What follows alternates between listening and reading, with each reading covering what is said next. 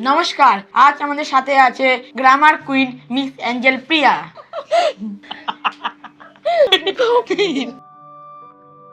তো আপনার এই সৌন্দর্যের পেছনে কারণটা কি? আমার পিছনে আমার সৌন্দর্যটা পিছনে আনলে আমার সৌন্দর্যের পিছনের কারেন্টটা সামনে আনলে আপনার লোডশেডিং হয়ে যাবে। কতদিন ধরে আপনি রূপচর্চা করছেন? সেই চর্চাটা এখানে করতে চাই না। মিস অ্যাঞ্জেল প্রিয়া, আপনার বয়সটা জানতে পারি?